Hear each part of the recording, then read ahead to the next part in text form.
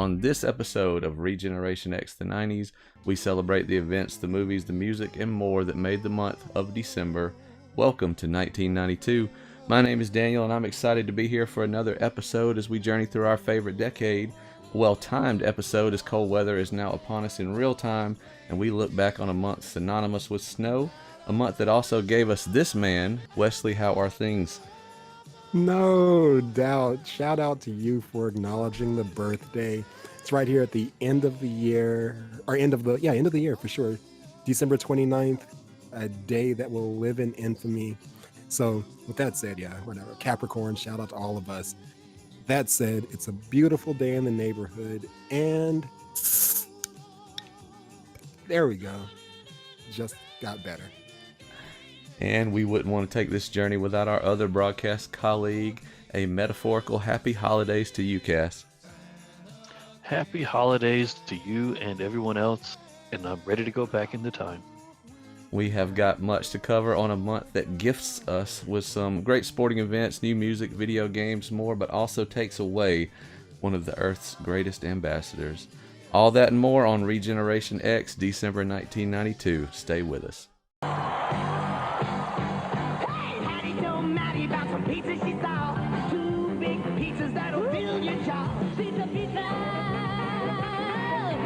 Pizza. Yeah. Pizza, pizza. Pizza, pizza. Pizza, pizza. Pizza, pizza.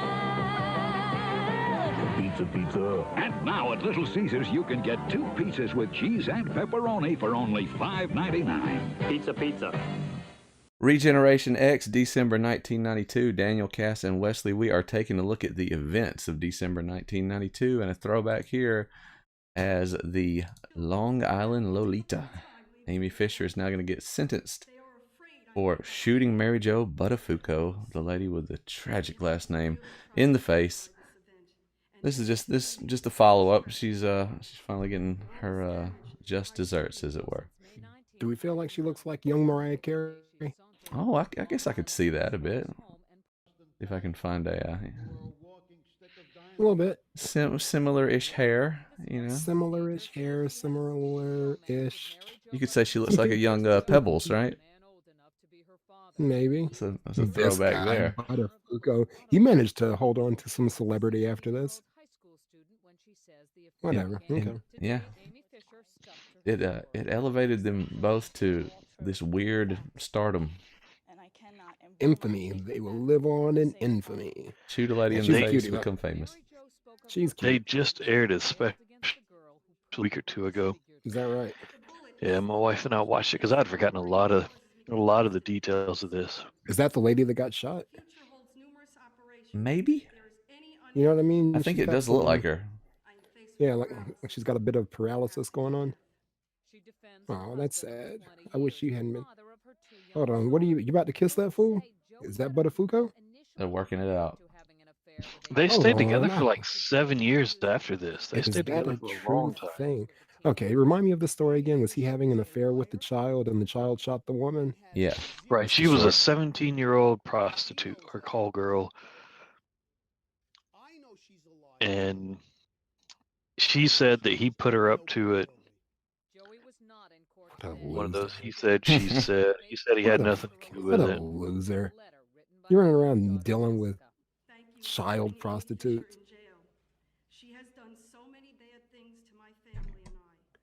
She's done so many bad things. I'm hating her right now for taking that man back and sitting up there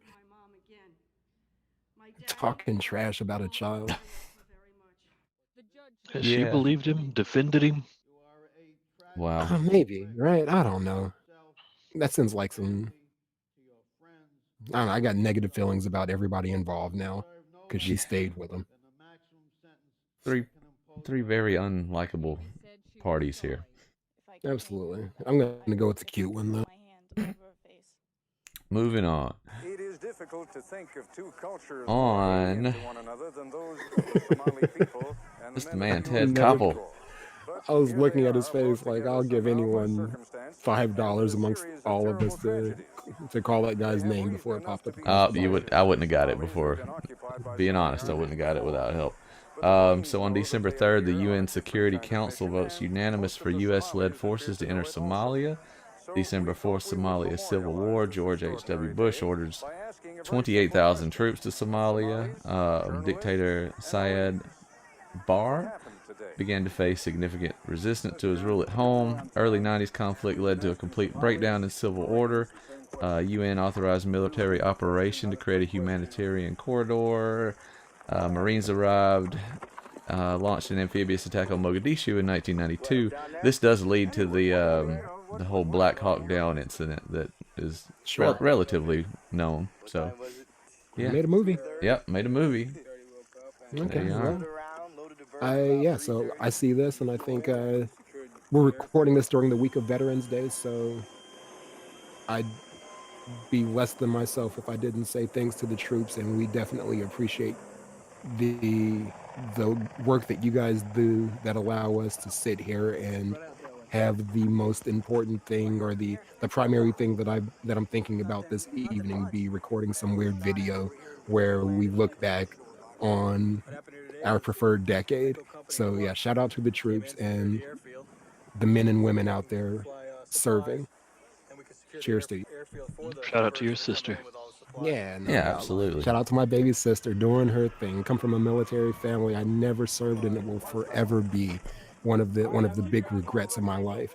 But my sister has continued in our family tradition, love and support and respect to her, and again everyone else, but mostly to my baby sister.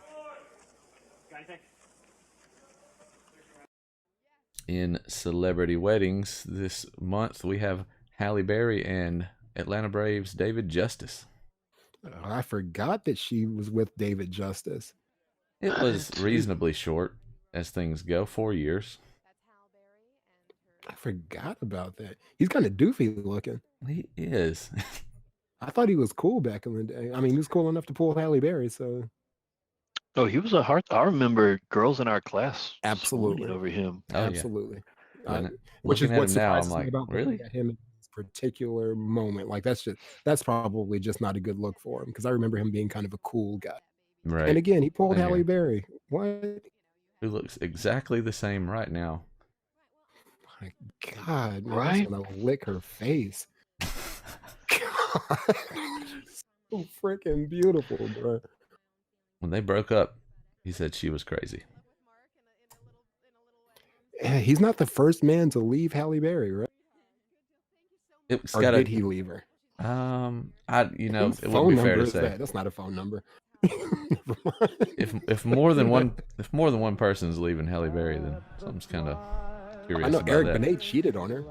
Gotta take it. Idiot. It's gotta take a what's going on that you cheat on Halle Berry? Here's a weird one. And in researching it, it was really hard to find too much about it. This is a Super Bowl, but this is the man we're going to talk about here. This is Harry Connick Jr. I listened to an interview with him earlier today. Did he talk about that time he got arrested for carrying a gun into the JFK airport? No, he didn't. Ah, he omitted that. Okay, well, this is what we're talking about in December of '92. He is arrested and spends the night in jail for carrying a handgun onto an airplane. It happens. Was it in like his check bag or? Yes, it was. Yeah, whatever. He's from Louisiana. That happens. Yeah, I couldn't figure out. No judgment on him. Yeah, me either. And apparently it was. And back then, flight security isn't what it was now, so Absolutely. you could Right. be reasonably forgiven for it. And could not ever find a reason. Like, he wasn't on his way to shoot somebody or anything like that. So Right, whatever. he's also He's a Harry Connick country boy. Jr. So he may just felt the need to defend himself. Who knows? Yeah, much respect for him. Like, 'cause I listened to this interview this morning, and I was hesitant to get out of the car because I just enjoyed him giving his opinions on music. He's a Shout cool out guy. to Harry Connick. Yeah, he's a cool guy. He's one of the pillars of cool. Yeah, my wife got invited. Somebody had an extra ticket to one of his concerts in Atlanta, and she said it was a great time. I don't doubt it. I don't doubt it. Cheers to him.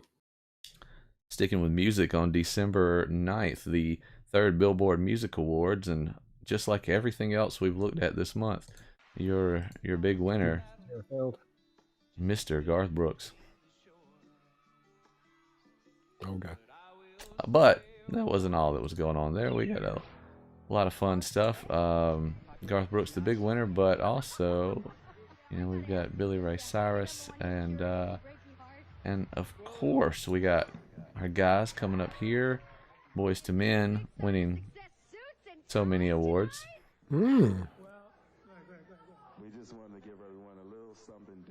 So this is going out to some of the biggest music artists of 1992. Yeah, is that what this is? Yeah, about? this is sort of a look back celebration of the year. Obviously, End of the Road was out, but I feel like they had another hit. Yeah, it was before their that, right? album. Their album too.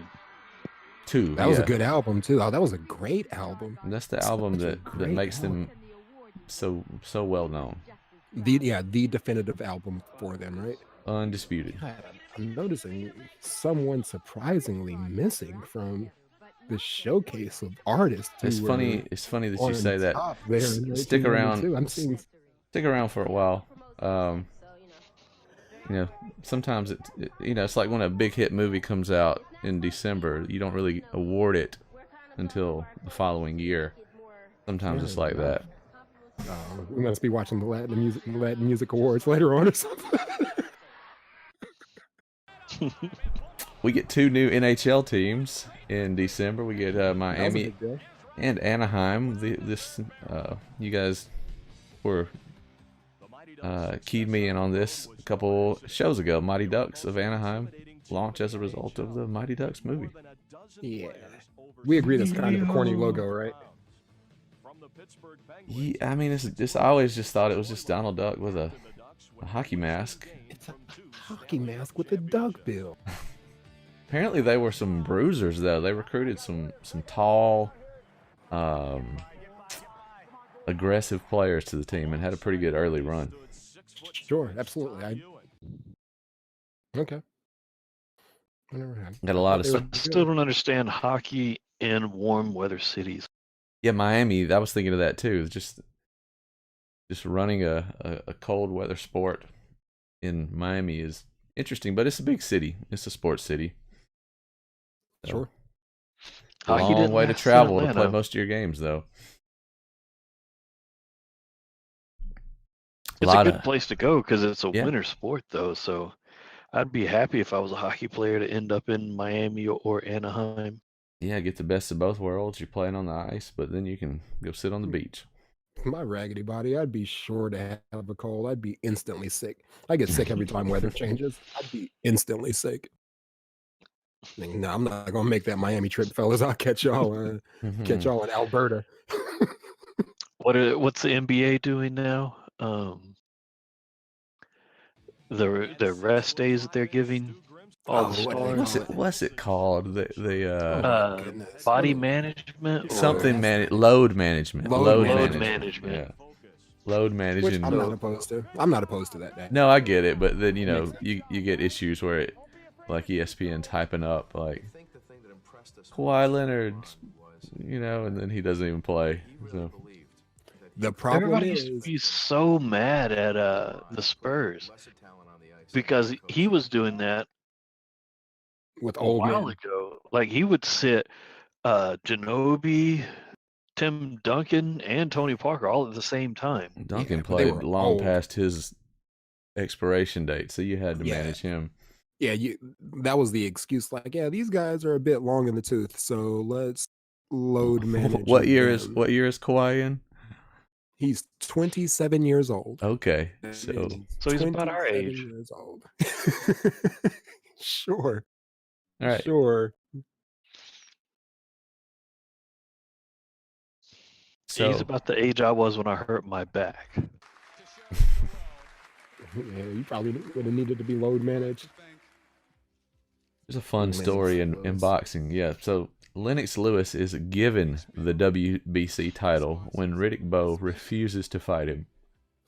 Riddick Bowe. I remember that. This is sort of a fun story. So I feel, it's like he's stripped of the title is how it sounds when you first read the headline.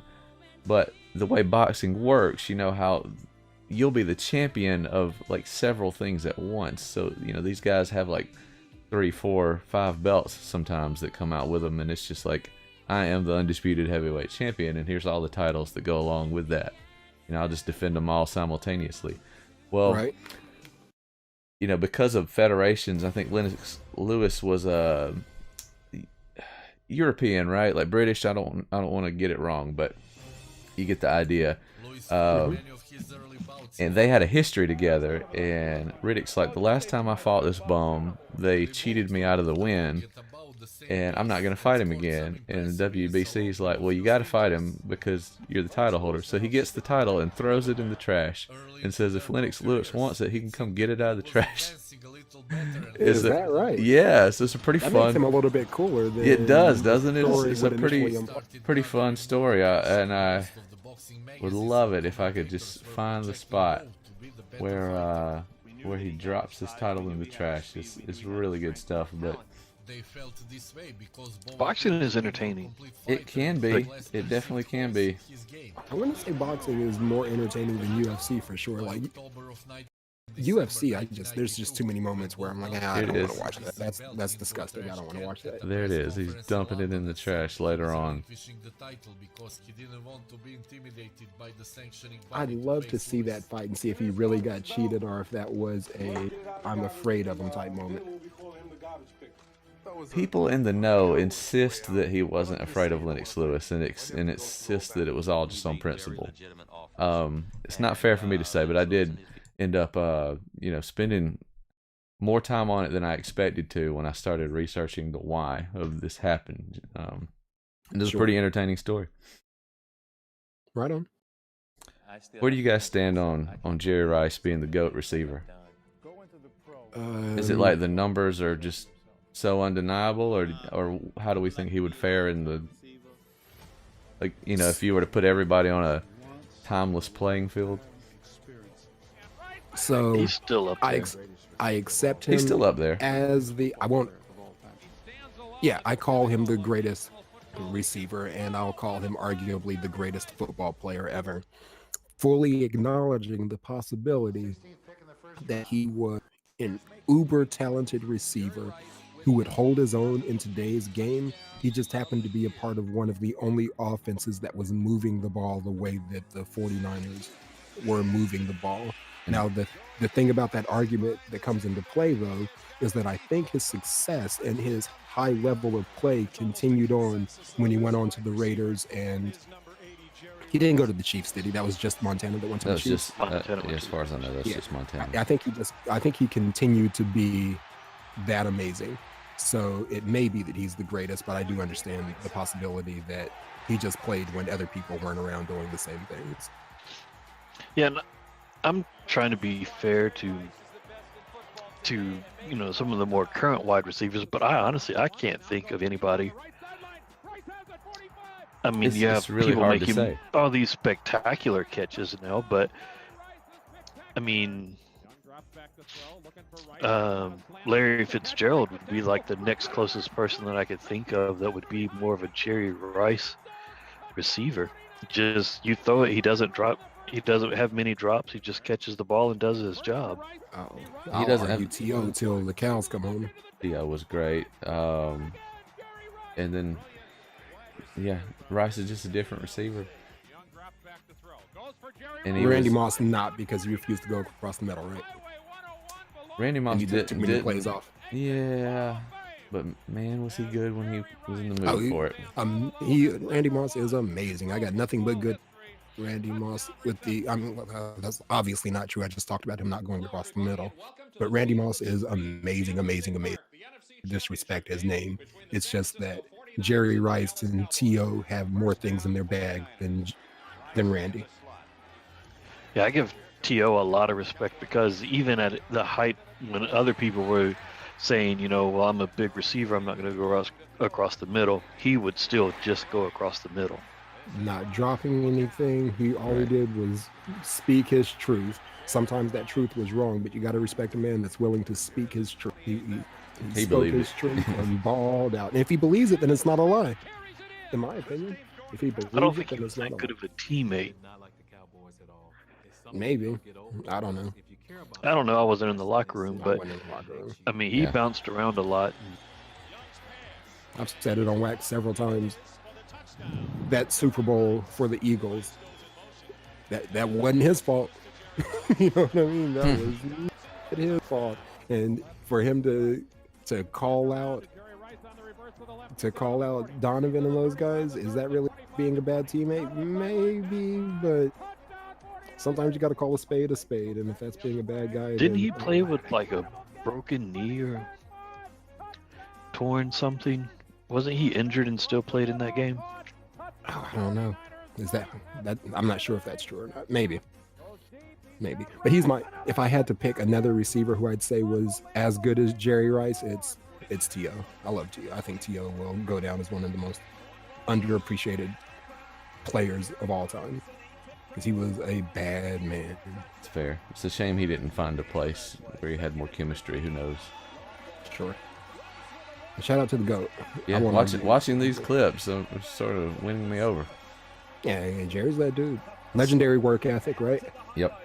Right. He didn't have those that catch right there. The impressive thing for any young bucks that may be watching this video is that he didn't have that goofy ass stick'em that the receivers currently have. That was him catching the ball. Finesse and grip, yep. Yeah, that wasn't glue on the gloves. Sticking with football, we've got our very first ever SEC championship featuring the Alabama Crimson Tide Roll and Tide, roll, baby. Florida Florida Gators. Gators, wasn't it? Yeah. Yeah. Then they rematched in the second SEC championship, I believe, with Florida winning that one. But we'll learn about that next year. We know who wins this one. We do. So sticking with college football, got Alabama going over Florida in the SEC championship. Who do you guys think won? And maybe you already remember this. Won the Heisman this year. It's not from either of these teams. I'll just give you that clue.